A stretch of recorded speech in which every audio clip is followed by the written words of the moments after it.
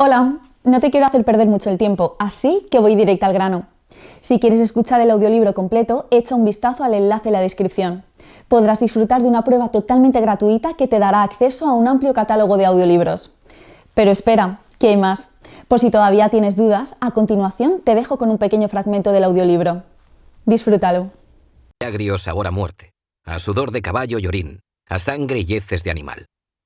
Fernando lo sabía muy bien. Estaba curtido en 1000 batallas, y sus ojos habían visto cómo grandes nobles y harapientos villanos morían de la misma forma. Por ello, cuando su lozanía comenzó a desaparecer y su arrojo disminuyó, era mucho más dado a permanecer en los lujosos palacios de Castilla y Aragón que a correr tras las saetas de los sarracenos.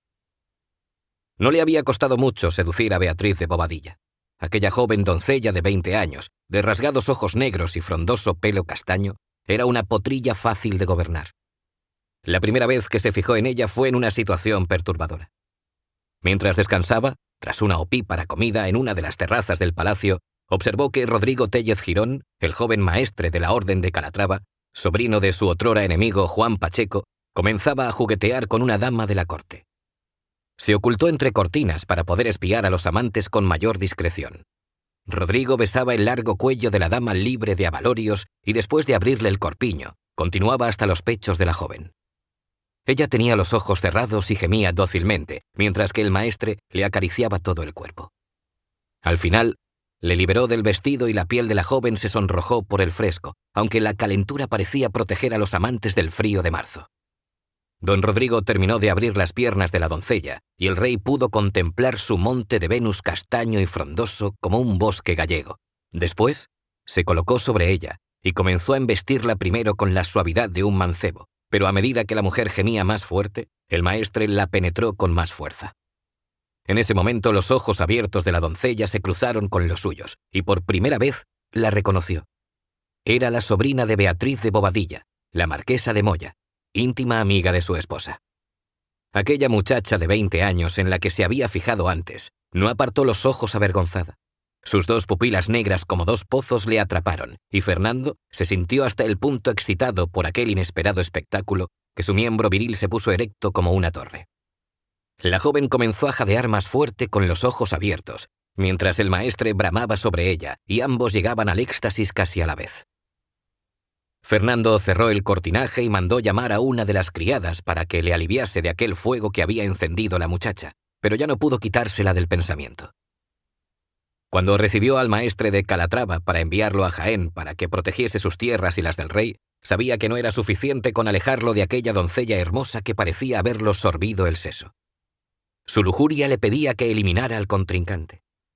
Rodrigo era un hombre joven con poco más de 26 años, que había roto su voto de castidad como su padre, Pedro Girón, había hecho antes que él, engendrando 4 hijos con doña Isabel de las Casas, su madre.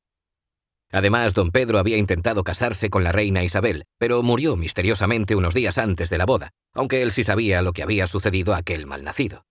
Los venenos habían hecho la justicia que el buen Dios se negaba a cometer frente a tal infame maestre. Por eso Fernando tenía muchas razones para acabar con su hijo, a pesar de que éste le había jurado lealtad, pero sabía que la única razón que en el fondo le movía a deshacerse del joven era la pura y extrema lujuria. El rey había ordenado a los oficiales que irían a combatir con Rodrigo Téllez que le dejaran solo en medio de la batalla, para que los sarracenos le dieran muerte. Apenas Rodrigo abandonó la corte, Fernando no dejó de perseguir a la joven dama que su tía nunca dejaba a solas. Beatriz de Bobadilla le observaba de lejos, le lanzaba aquellas miradas de deseo, y él se contentaba con desahogarse con todas las mozas que tuviera a su alcance. No desechaba moras o cristianas, judías y plebeyas, campesinas o abadesas. Para el rey, cualquier mujer de bello rostro y sugerente figura era buena para saciar su impetuosa hombría.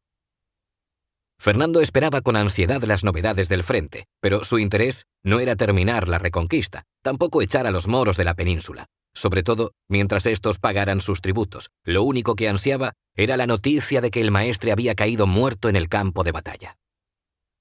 Quiso el destino, que siempre se burla de los planes de los hombres, que aquella jornada en la que Fernando iba a conseguir su presa, a muchas leguas de su palacio, Rodrigo Téllez luchara por su vida.